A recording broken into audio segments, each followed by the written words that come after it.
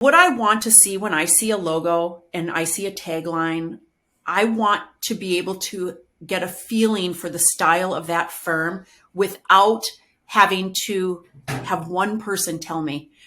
I don't want to see the blind lady of justice. I don't want to see scales. I don't want to see that. I promise one thing, if you don't spend your marketing dollars branding yourself, someone else is going to, and you are not going to like the narrative.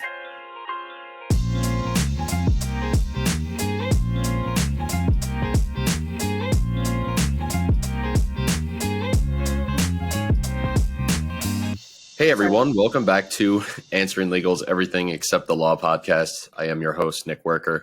If this is your first time tuning in, this is the podcast where we share expert advice on all the parts of running a law firm that attorneys weren't exactly trained for back in law school. Now, I don't want to alarm anyone, but we are in the final quarter of 2022.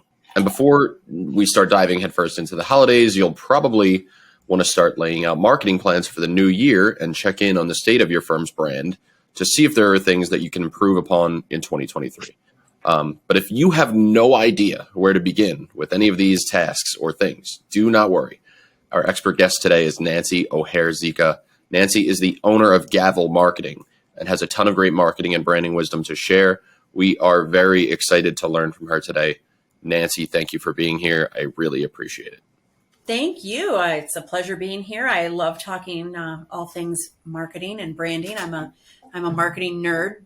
So yeah, this is right up my alley. I love sharing some info and hopefully helping some folks out. Yeah, I'm definitely a marketing nerd. I have friends that'll be like, "Oh, Nick, what do you do?" And I'm like, "I'm just a marketing nerd. I don't know any other way to describe, but you're not going to care or understand. I'm just a marketing nerd."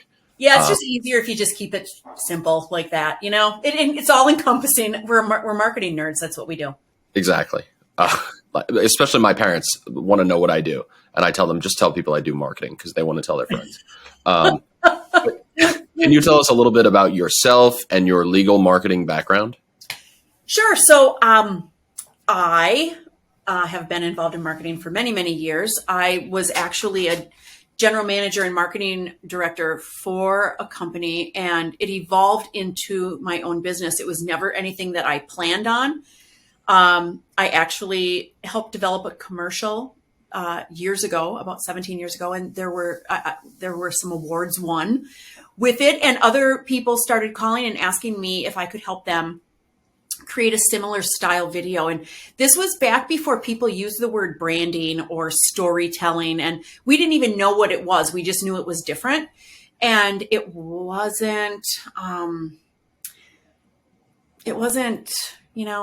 salesman-y, hey, come on down. It wasn't that. It was the complete opposite of that, right? So, and it worked, and it was really engaging. And here I am, 17 years later, still preaching to everyone who will listen that storytelling and branding marketing is the way to go. It's the way to connect to your audience. And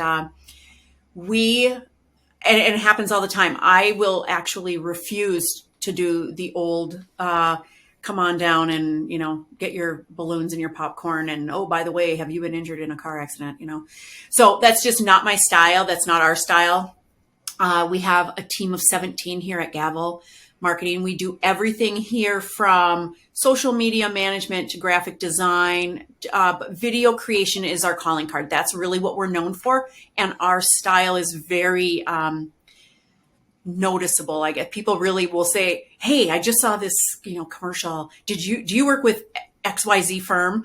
And very often they're starting to pick out the style, right? And it's very cinematic, and it's very well done, and it's beautifully done, and it's engaging, and it helps to tell the story without telling the story, I guess.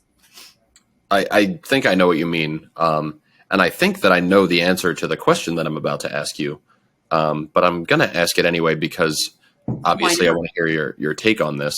Sure. So as it pertains to recent trends, because I know you've been doing this quite a long time, are there any legal marketing trends that have really caught your attention in the recent last few months that you think law firms should be aware of and try to take advantage of?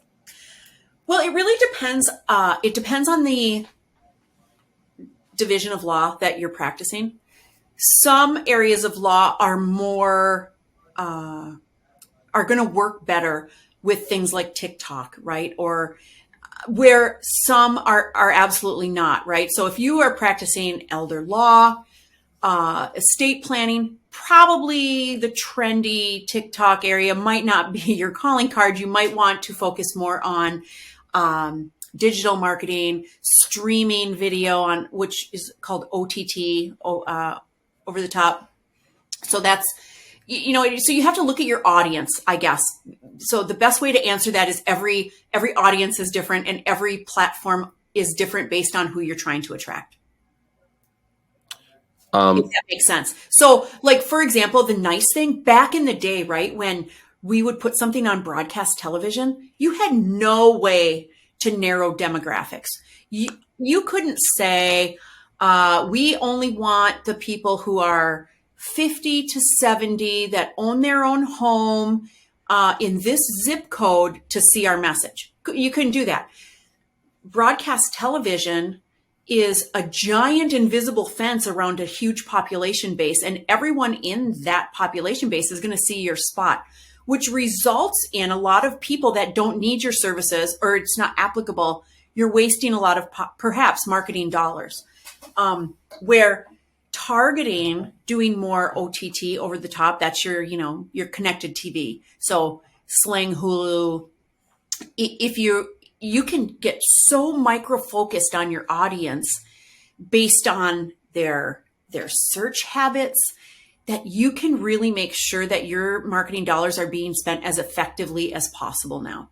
So, I've never thought about advertising on Sling. Obviously, the Hulu released their self-service platform, but now I have to look into Sling. I never thought of that before. And I even have, or I had Sling. I don't have it anymore. Sorry, Sling. I canceled. Sorry, Sling. Sorry, Sling. So I mentioned in the opening that obviously we're coming up on 2023. I know that's a scary thought, especially for me. I have a lot of planning to do. I haven't done any yet. But a lot of law firms are, or should be, looking to lay out their marketing plans for Q1 of 2023, especially if you don't have one yet. It always feels like a fresh year is a good place to start. And right now, if you start planning, you can implement that plan for Q1. But in your opinion, what are some of the best marketing investments that growing law practices can make in the new year? I know you said that it obviously, and I agree with you, it depends on the type of law. But in your opinion, like, let's break down each type of law. What do you think people should be focusing on? So first of all, let me get back to the year planning. Everyone in the month of October, November should set aside and create a year-long marketing plan. And here's the thing that people freak out about. They're like, oh, I don't want to commit to a whole, you don't have to. Here's the thing. You can change things. I mean, you're not locked in. No one is going to come to your firm and arrest you if you did not make your Facebook post on time. I mean, it's okay. But you have to at least have a roadmap. If you need to at least know you're trying to get from Michigan to Wisconsin. Now, how you get there, it's okay. But if you don't have a goal, you're never going to reach it. So all of the firms we work with, we sit and we spend a day with them and we actually create their marketing plan for the year. Very often we have multiple lanes of their marketing plan. There's always a lane that talks about what are you trying to achieve with your marketing? Because if you think about it, marketing is going to be different based on what you're trying to achieve out of it. If you really aren't trying to get the phone to ring, if you are like maxed out, well, then you don't need a lot of call to action type marketing. You need more branding and more recruitment type to try to grow your team. Recruitment is a really fluid part of the marketing plan. And if you are a growing firm, you always need to keep that lane open so you can almost be switching lanes between we need more clients, we need more staff, we need more clients, we need more staff. So we develop these two lanes of traffic depending on what they need. And we have it planned out by the month, depending on what we need that month. So that's the answer to the planning. Plan, and find someone who will help you through that process. It just takes 2 half days or, a full day to kind of get, and like I said, you're not locked in. It's kind of like your agreement with yourself. But at least you have a plan and you have an idea and you have some budget numbers. So, I'll tell you, I love, for example, for estate planning. Let's go with estate planning. For estate planning, I love direct mails. I think are still very relevant for estate planning. I think hosting events at senior centers is very relevant. Now, if you're talking about family law, completely different, right? I love to see firms get involved with the community. I love to see firms donating water bottles, like not the kind you can refill, but the kind you literally throw away. Put a label on there and donate those to schools in your area. Be part of your community. Family law is very much about building a reputation as a firm that cares and is compassionate. And I love to see those firms get really involved with the community, partnering with, and it's really low cost, but it's a great way to brand yourself. And I'm not saying on the label that's going to have your firm name. It doesn't need to say, it doesn't need to be a call to action. It really is just about getting your name out there and showing people that you're a community leader. So depending, there's billboards, there's radio, there's broadcast television, there's digital marketing, there's YouTube. Say someone Googles personal injury lawyer. Well, if you are then a personal injury lawyer in that area, you can run a digital marketing campaign. You can capture that IP address knowing that that person just Googled that. And it's creepy. And I know it's creepy. And we talk about this all the time, but we actually capture that IP address. And for the next 30 days, we're going to follow that person and we're going to continue to show that person your video, 15 second, 30 second. And depending on how much you want to pay, you can force that person to watch all of your video, half of your video, or all of your video. And of course, you're going to pay more for that depending on how much you require that person to stick around. But those are really, really successful ways to get your message out there and make sure that the people that you're looking for are actually seeing your message. One of my favorite, he's a coach for lawyers, right? He does a lot of like classes and events and teach you how to do this. And I don't even know how much he does for like the actual law firm besides like provide a lot of advice. In terms of, I don't think he really manages websites or social media or anything like that. And one of the things that I ended up in his funnel, which whatever, like, it happens because sure. I correspond with him a lot.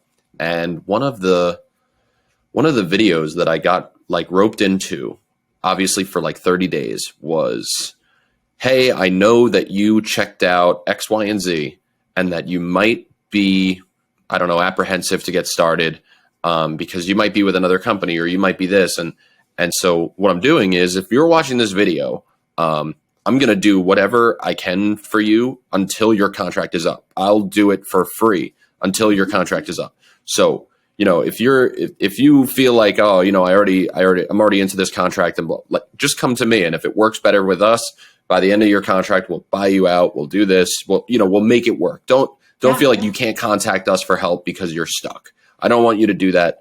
You don't want to do that. So why not figure out a way that we can work together now? And sure, that might not be right. Outstanding.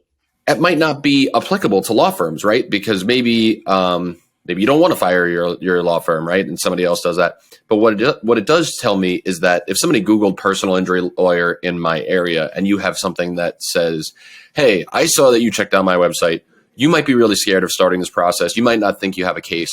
Other people might tell you like, oh, just drop it. You're not that hurt. Oh, you need to go back to work. Oh, you need to do this. Oh, you need to.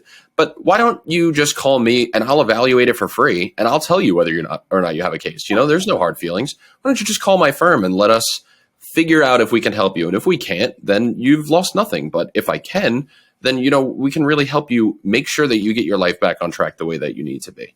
And so I love that idea. And make a decision based on fact, not on what you're apprehensive about, exactly. Yeah. Yeah. And so I used to feel this way, right? Oh, it's so creepy. We track you. We follow you around. Yeah. I'm not listening to your phone. I'm not interested in your personal life. And lawyers need to really get over this. I preach this a lot, is that you went to law school to get a valuable skill, and you have a certain personality that's built to help people and an intellect that you can use in order to get people where they need to be, right? Legal issues are serious. You're not just like making things up out of thin air and suing people and making money.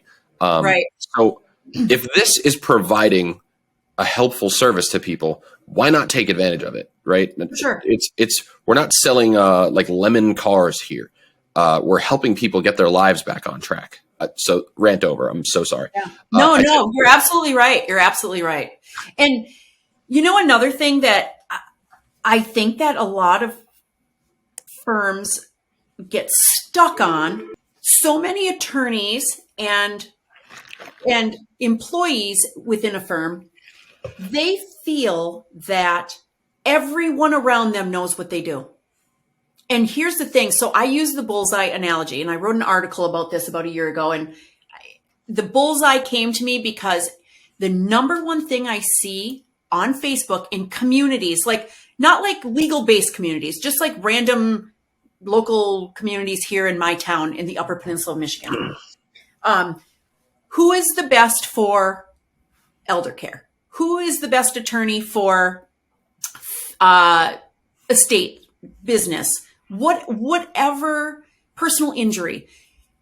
But when you're the attorney and you're the paralegal and when you're the receptionist and you're living in your world, in your firm, you think everybody knows what you do in your walls. Nobody knows. So if you think of the analogy of a bullseye, right? So the center of the bullseye is you, the staff that you work with, and your family. Of course, they all know you. You don't need to advertise to them. They're going to use you, whatever. They know what you do.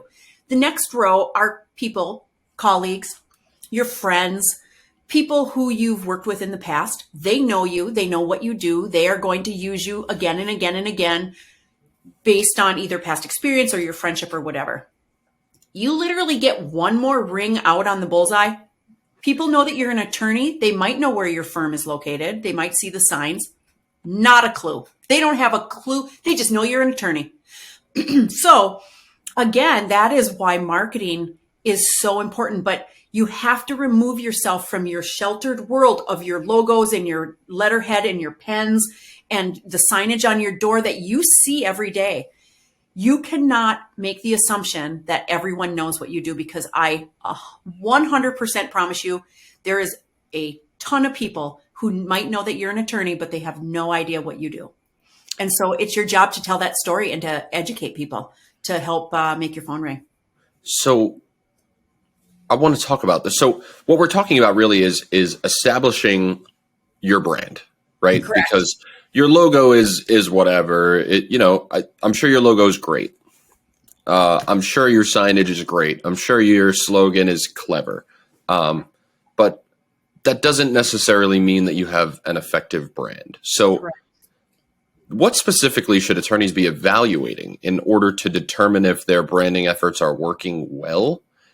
How would you suggest they go about establishing a successful brand? And what are some signs that their brand is, I'll put it blatantly, non-existent? Yeah. So one of the hardest conversations I have to have is, that's a horrible logo. That's a horrible brand. It's not effective. And, I'm a redheaded Irish girl, I don't pull many punches. So unfortunately that doesn't work for some people, and our personalities might not mesh, because I am very straightforward. I just am not going to, what I like to call, I'm not going to feed anyone a poop sandwich. I'm just going to tell it like it is.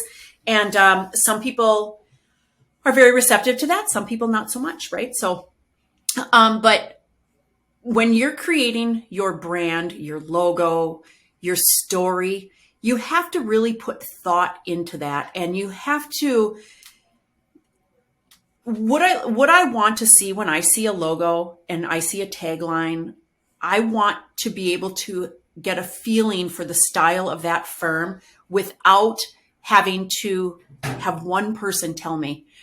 I don't want to see the Blind Lady of Justice. I don't want to see scales. I don't want to see that. And that's not who these people are, and we need to get to the people behind the brand.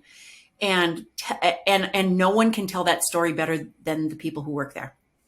So if an attorney is truly passionate about what they do, you will be able to hear that in their voice, in their testimonials that we capture. And honestly, Facebook, as much as that's becoming the older generation's social platform now, it's a really, really good platform. And no one expects every single thing you do to be professionally done with grip trucks and lighting and the best audio. But you have to do something. You have to start somewhere, and it's okay to start at a very elementary level and build that brand. If you can't afford, if you're starting out and you can't afford a production and professionally, that doesn't mean you can't do anything. It just means you have to start at a different place, and that's okay. And finding out where that is what's key, right? Have the conversation with people like myself who work with legal professionals. Let's talk about money. Let's talk about budget. Let's talk about what your goals are. A lot of marketing is like a poker game. You have to have a certain amount of money to sit at the table, right? Otherwise, you're just going to lose money. So it's my job to say, you don't have enough to sit at the broadcast television table right now. You're in downtown Dallas. You don't have enough money to sit at the billboard table, but you do have enough money to do X, Y, and Z. So you can grow enough. So you do have enough money in 2 years to sit at the table of billboards or, OTT or digital campaigns. So it's really about having the conversation and finding out, again, ask the questions and find out and make decisions based on fact, not what you think you can afford or can't afford to do. We will be right back after this short ad. When a client calls, they're really looking for immediate service. Because we have Answering Legal, we're able to see every client message and we're able to contact our clients immediately. My name is Margot Gaines and I'm a partner at Gaines & Musico. We started using Answering Legal because we were unable to answer all of our phone calls. Answering Legal has allowed my firm to get hired on numerous clients that we never would have. We get messages throughout the night and on the weekends. Sometimes we're in court or we're dealing with other clients. And because of Answering Legal, my partner and I are able to address any client concerns or any new clients immediately, and it's really increased our business. Answering Legal has allowed us to service our clients in a way that their needs are met and their phone calls are answered, and we're able to spend more time doing the things that are necessary for our clients. I work in bulk, right? I have because it's call center services, right? So my business is volume based, right? It's not one-on-one. It's not the more that I do, the more I get paid. And Right. So I talk to and I deal with a ton of law firms, right? And a lot of them end up being sort of, I'm going to say, placated by their marketing teams or their internal teams, and are told,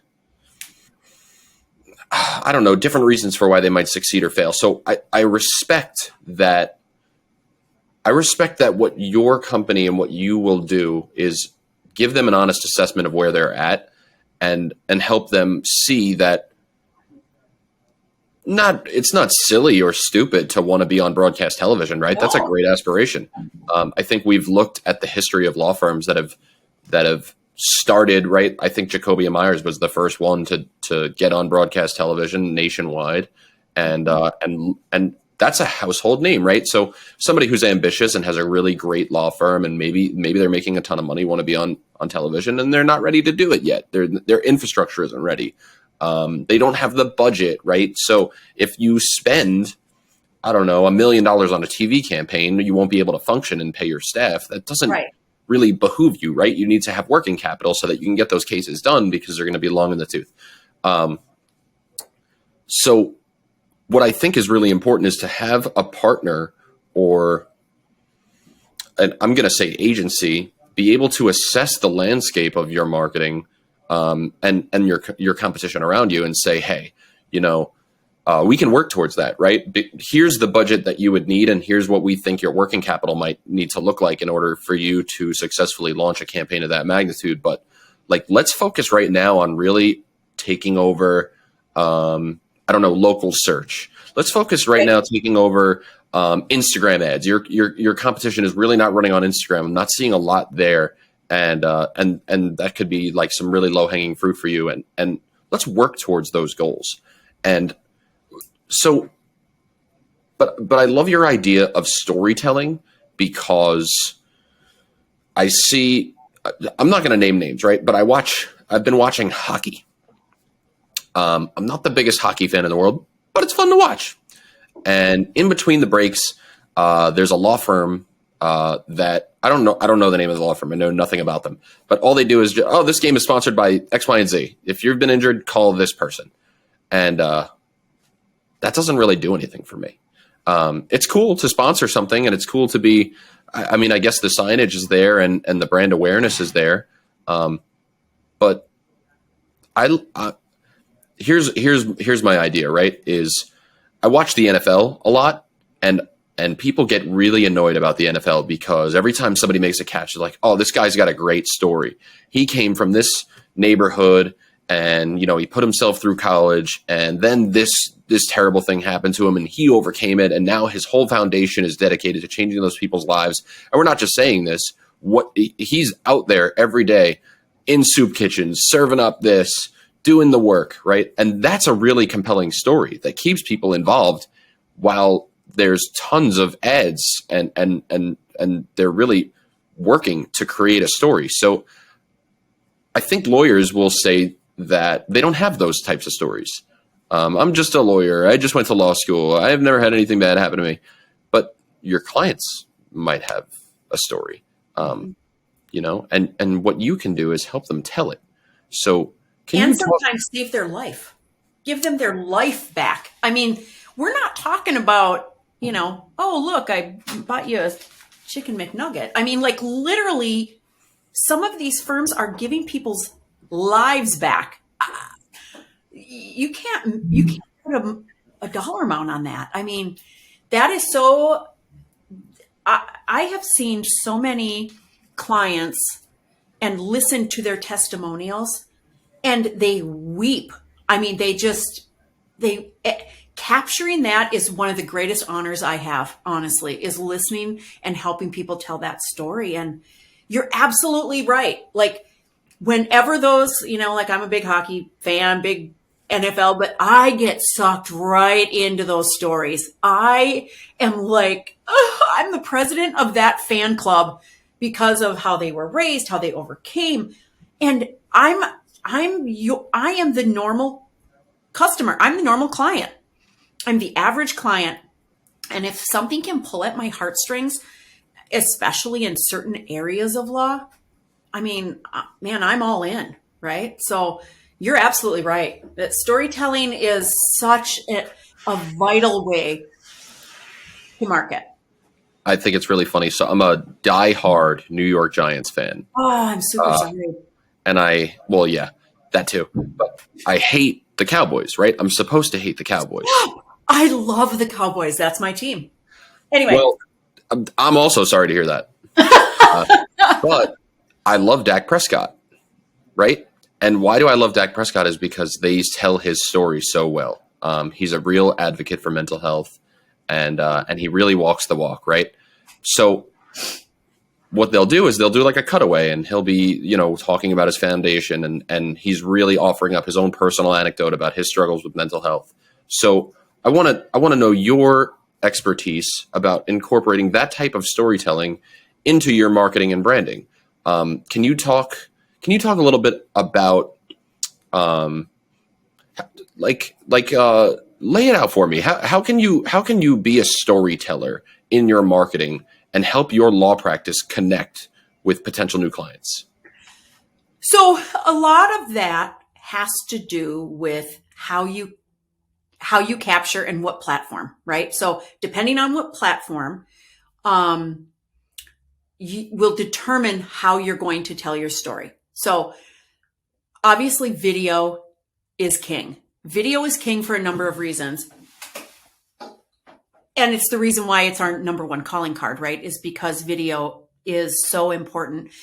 It's the easiest way to make an emotional connection is to actually hear the words. It's a lot harder to make an emotional connection on a billboard. It's a lot harder to make an emotional connection in a direct mail piece. So regardless of what area of law you practice, video has to be a component. Okay, so you have to actually hear the words. Customer testimonials, it is the best way for people to make that emotional connection.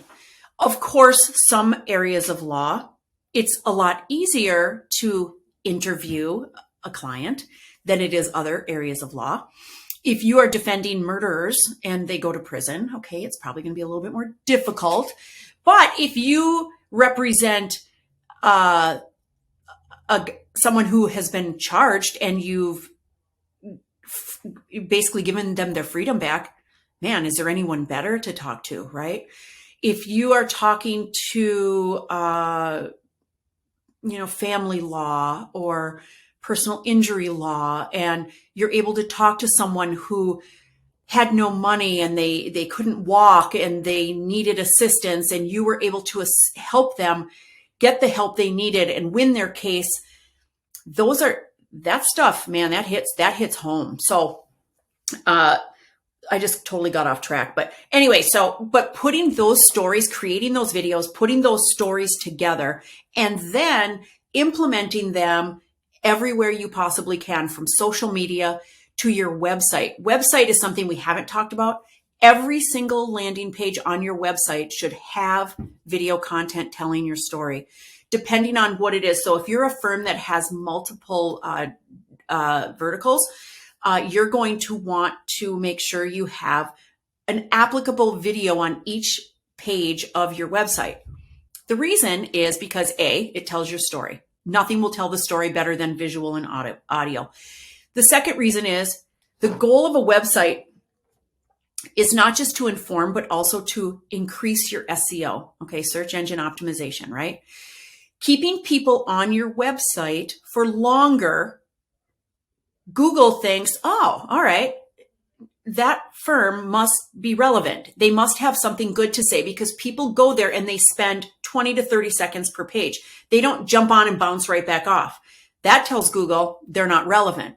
So organically, from an organic standpoint, you have to include video in your website to try to keep people on your pages longer, which is called dwell time, which is going to then have you rank higher in the Google searches, right? So that is a really big key that is kind of like a little bonus that you don't even have to pay for, that just kind of comes with it.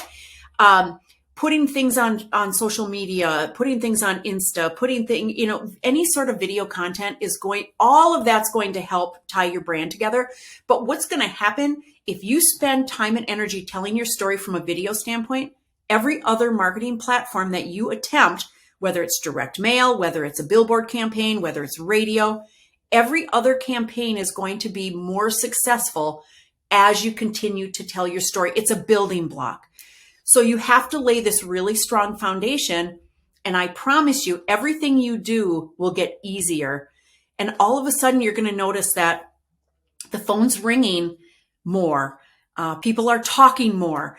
You'll notice people are referring you more. And the goal, quite honestly, in marketing is for people to be referring you when they have nothing.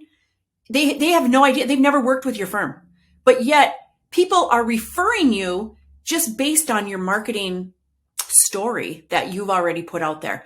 And that happens. And, we call that, it's kind of like brand equity. So so I'm going way off the rails here, but I'm just going to go, all right, Nick doesn't care. He's like, whatever. So let's talk about, this is the most random thing. Let's talk about Harley Davidson. I'm not a motorcycle person, but Harley Davidson has spent a tremendous amount of marketing dollars branding and telling their story.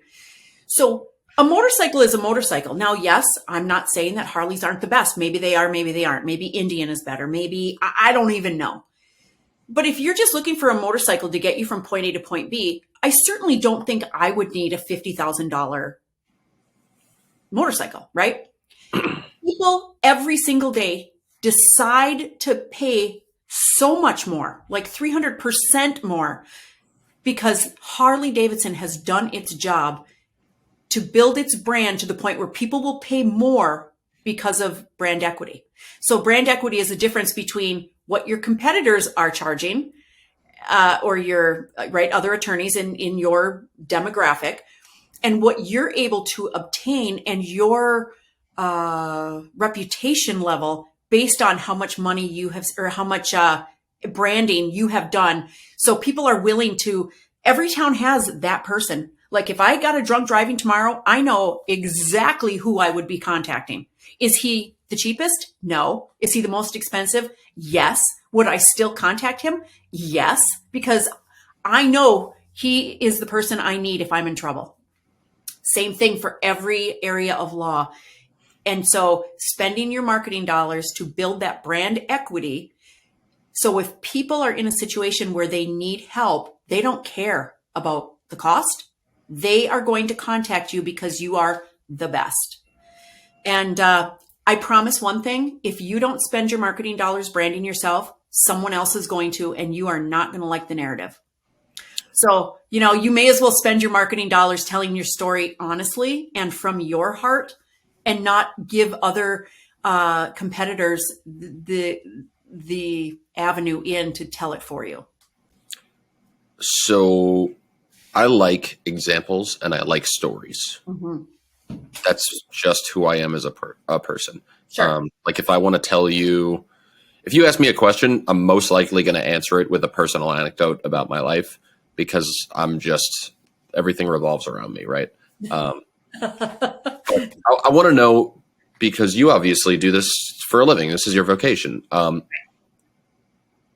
you give me like some of the best examples you've seen of law firms that you've worked with successfully incorporate storytelling? Like what did you guys do? What did you come up with, and how did it work out?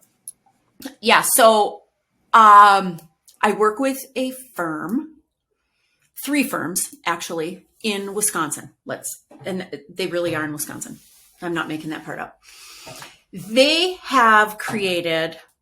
are in 3 different areas in Wisconsin, but they are all the leading criminal defense attorneys in their area. They have come together to create a criminal defense team, very elite. They basically have come together. They're all still, going to be doing their own individual practices, of course, but they have developed this superpowers, superhero wonder power thing. And so as a group, they have individually told their stories, but now we're in the process of telling the story of the team. So basically, this group is going to be representing the biggest cases in the state of Wisconsin, criminal defense. And being able to, the only reason why this is working is because all 3 of them have taken so much care to individually tell their story that they have now come together, and it is 100% video driven. So talking from the heart, allowing themselves to be raw and show emotion in their defense, in their cases that they've taken and been successful. Honestly, I just feel like that's what firms need to do. They need to be honest and raw and true, and the rest will all work out.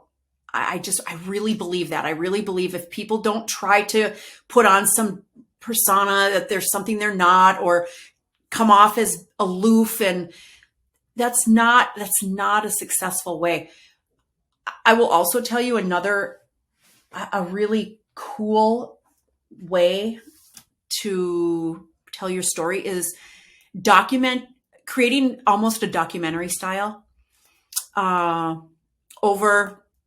and this takes time. Nothing is quick, right? That's unfortunately, everyone wants a quick fix, but documenting your cases, documenting what goes into cases, and putting together almost like a mini documentary. That's another great way. And again, it doesn't have to be professionally done. You could literally sit driving home from a case, and you just won, you just lost, you just did jury selection, whatever it is, record that and then have someone put that together as a mini doc at the end of a year, and call it, the defense rests, whatever. Just do something to show people, because everyone is intrigued by that. Everybody's intrigued by law. Most people. I mean, obviously, when you look at all the crime junkies and that is a really unique way to build an audience and to build your brand without costing a lot of money, and in a unique way that isn't salesy, I guess. Let people see inside of your day-to-day. And again, yes, it's what you do every day. Not all legal firms are glamorous. Not all legal firms want to be glamorous. But if that is something that speaks to you and you feel like your firm is the type of firm that has a really cool story and a really cool following, why not? What do you have to lose? Post that stuff on Facebook and boost it. Boost a couple posts and try to gain your audience. I love the idea of a documentary, and I picture actually the comedian Bo Burnham. Are you familiar with him at all? Mm-mm. He's like he's a younger comedian. He does like a lot of like music and songs and stuff, but he came out with a comedy special during the quarantine, and it's really like, yes, it is kind of stand up ish, but he really just made a very mundane documentary of his day to day in like his apartment by himself, and the whole time his beard, and it's just very cleverly done. So I'm picturing like, I just got out of court and this is what happened today, blah, blah, blah. And then, you maybe pick up 3 weeks later, and you could just have somebody stitch that all together, and it might be a really fun watch. I mean, there's tons of TV shows dedicated to law. I could think of a bunch right off the top of my head. I'm talking Suits, Boston Legal. I'm pretty sure Jag was one that I used to watch as a kid. Law and Order. How many Law and Orders do they have now? Everybody loves that sort of thing. So, obviously don't break any rules by giving away, information. No. But stick that phone up in your holder on your car every time you leave court, and just talk as you're driving. Just talk about the day, talk about how it went, talk about how you're feeling. And then, and maybe you call it, the ride home, and you stitch together all these ride homes after your day is done. I mean, let people get a glimpse into your life and into your world. I think that's a really cool way to get started, and it sounds fun too. It doesn't take any talent. It doesn't take any special equipment. It takes your iPhone on your drive home, because you're doing it anyways. Yep. Love it.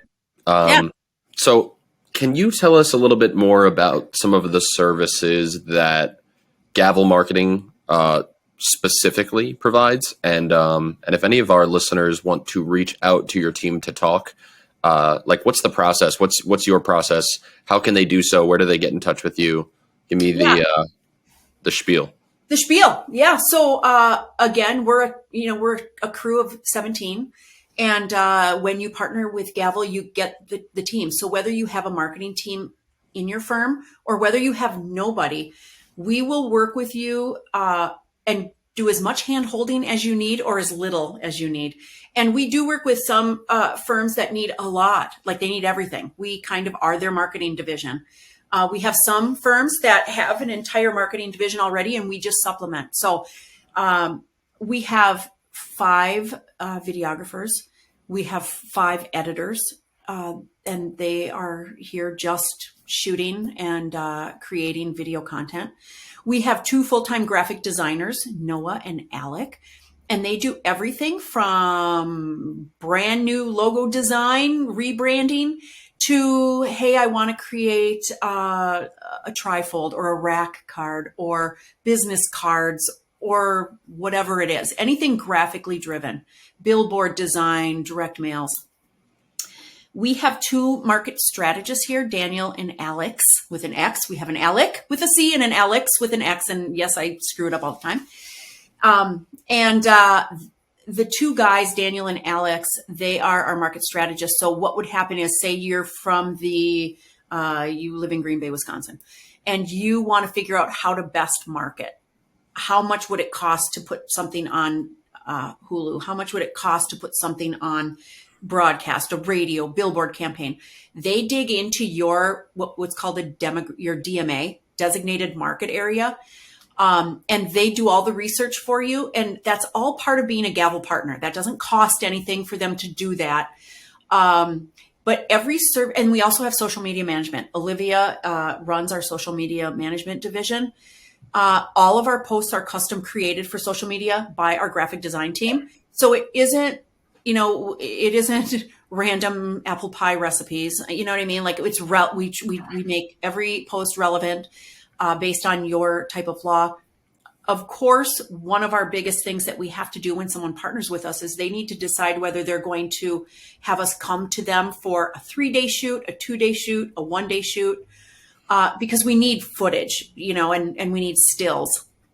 So that's all talked about, but everything is a la carte off of a price sheet, and I'm super transparent about it. And if anyone wants to talk, and I can send them that price sheet, you can see exactly what a 30-second commercial would cost and how much, social media management costs.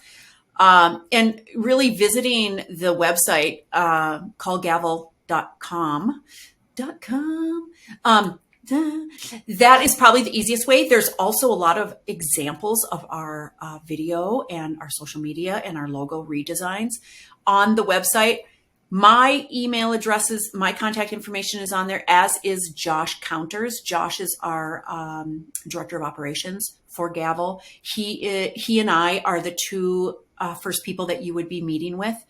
And then Alex typically becomes what we call a new partner concierge. He handholds for the first 90 to 120 days to kind of get everything up and running and make sure every firm feels like they get how Gavel works before we kind of push them out of the nest and let them fly. So you do have a person here that is your point person, but of course, Josh and I are also always available to chat. So yeah, they can reach out. They can give me a call. My cell number is actually listed on the website. I do that for a reason. I know that we are not in a 9-to-5 world. If I'm busy, if I'm golfing, if I'm with my family, it'll go to voicemail, but I'll call you back. And then that's just about it. That's who we are. That's how we roll. Nancy, I'd like to thank you so much for joining me on the show today. And thank you to all of our listeners. We hope that you enjoyed this conversation, and we'll be back with another episode of Everything Except the Law soon. Be sure to check out previous episodes of the show on Apple Podcasts, Spotify, Anchor, and the Answering Legal YouTube channel. Links to everything that we just discussed, the website, Nancy's cell phone number, emails, and all of the resources that we just spoke about will be in the description of this episode. And we hope to see you next time, everyone.